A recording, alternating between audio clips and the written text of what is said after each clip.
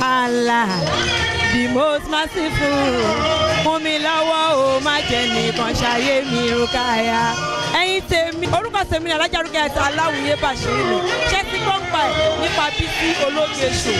Fún ayẹyẹ lóríṣiríṣi lọ́tùlọ́sì. Ṣé bá fẹ́ kó gbọ́ nípa yín nípa ayẹyẹ yín káàkiri àgbáńláyé?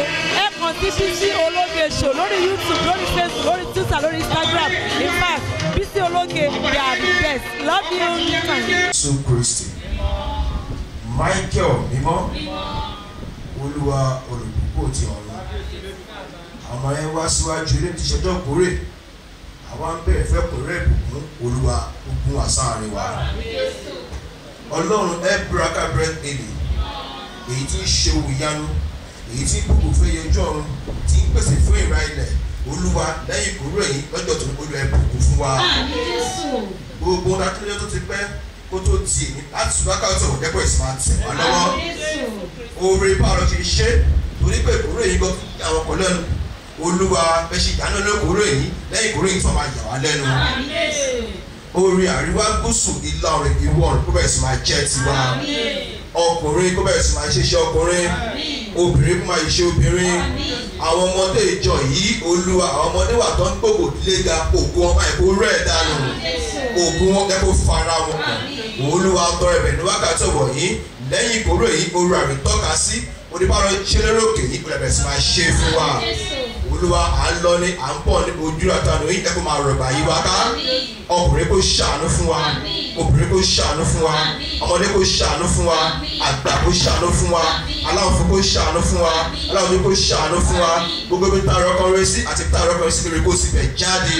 Lẹ́yìn ìkórè yìí Olúwa ọmọ ẹgbẹ́ tó kọ̀ sàdá kò. Táwọn orí bá ti ṣe àwọn ọ̀nà gbé gbà.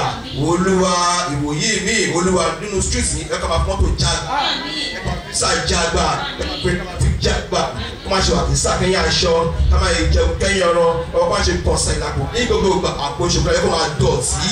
Fọ̀rọ̀ wá ṣì yanu. Ìyanu náà kò ṣẹlẹ̀. Nígbà tó bá lá ẹ̀rín Olúwa máa ẹ̀ka sọ ẹ̀mí wa nù. Olúwa máa ẹ̀ka kó ṣáájú ògo. Gbogbo ọba ṣe kú ṣáájú wa ẹ̀mí tá a fi lo ògbó náà kó lè fi jogún fún wa ẹ̀ṣẹ̀ máa kó padà lọ́wọ́ wa ẹ kó jájà wọn ló fún wa kó bá wa kalẹ̀ nípa ló kálẹ̀ máa yìí àdúgbò ẹ̀pẹ̀ ti gbọ́ Jésù Olúwa wa. Àmín àmín àmín lórúkọ. Bible reading for today's glorious service shall be found in the book of Psalm 16, reading from 1 to 11. Our first lesson for today's glorious service shall be found in the book of Psalm, chapter 16, verse 1 to 11. Ẹ̀kọ́ kíkà àkọ́kọ́ tí ẹ sí ọjọ́ tòní. Màá rìn nínú ìwé orin Dáfídì.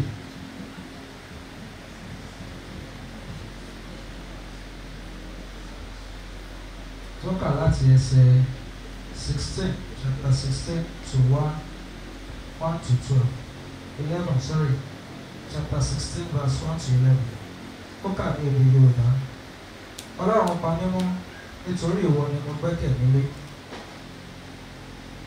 Ọmọ mi, ìwọ ti wí fún Olúwa pé ìwọ ni Olúwa mi. Èmi kò ní ère kan lẹ́yìn rẹ̀.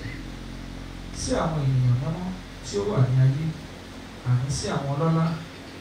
Lára ẹni tí dídùn nínú mi gbogbo gbé wà. Ìbínú jẹ́ àwọn tí ń sáré tọ Ọlọ́run mìíràn lẹ́yìn yóò pọ̀. Ẹbọ mímú ẹ̀jẹ̀ wọn ni èmi kì yóò ta sílẹ̀. Bẹ́ẹ̀ ni èmi kì yóò dá orúkọ wọn ní ẹnu mi. Olúwa ni ìpín ìní mi àti àgọ́ mi. Ìwọ ni o mú ìlà mi dúró. Okùn tí pápọ́ sọ́dọ̀ mi níbi dáradára lóòótọ́ ẹ̀mí ní ọgbọ́n orí. Èmi ó fi ìbùkún fún Olúwa ẹni tí ó ti fún mi ní ìmọ̀. Ọkàn mi pẹ̀lú ń kọnú ní wákàtí òru. Èmi ti gbé Olúwa ka iwájú mi nígbà gbogbo nítorí ó wà ní ọwọ́ ọ̀tún mi a kì yóò ṣí mi ní ipò. Nítorí náà ẹyin náà mi ṣe dùn tí ọkàn mi sì ń yọ̀ ara mi pẹ̀lú yọ̀ sinmi ní ìrètí. Ara mi pẹ̀lú yóò sinmi ní ìrètí. Nítorí ìwọ kì yóò fi ọkàn mi sílẹ̀ ní ipò òkú. Bẹ́ẹ̀ ni ìwọ kì yóò jẹ́ kí ẹni mímọ́ rẹ kí kí ó rí ìdìbàjẹ́ ẹsẹ̀ tó kàgbẹ́. Ìwọ ó fi ipá ọ̀nà ìyè hàn mí.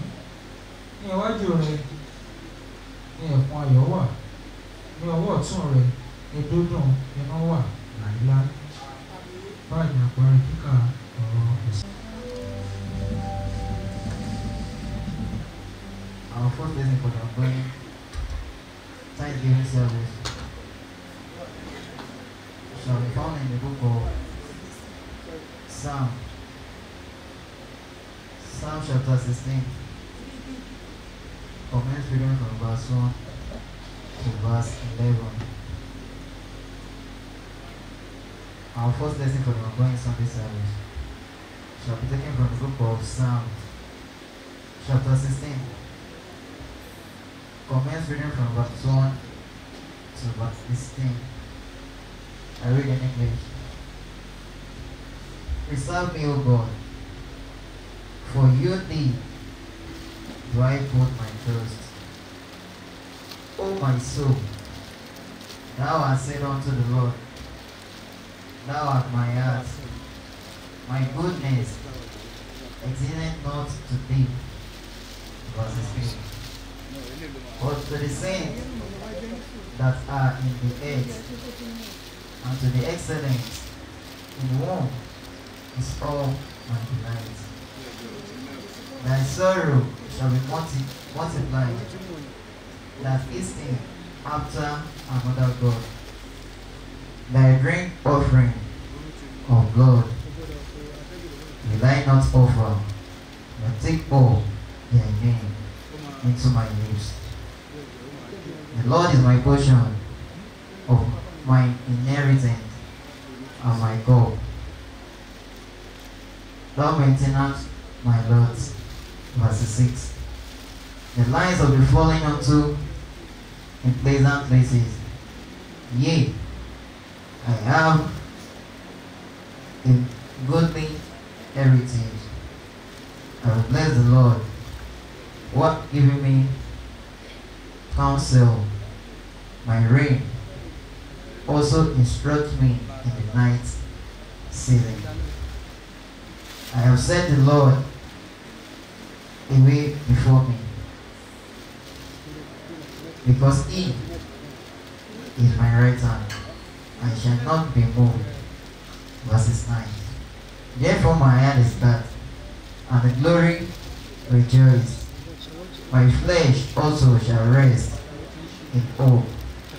For thou wilt not leave my soul in hell, neither wilt thou suffer time only one to see corruption. Verses 11 which I read last. Thou wilt show me the path of life. In thy presence of fullness of joy, at thy right hand there are pleasant forevermore. This is the word of the Lord. Glory.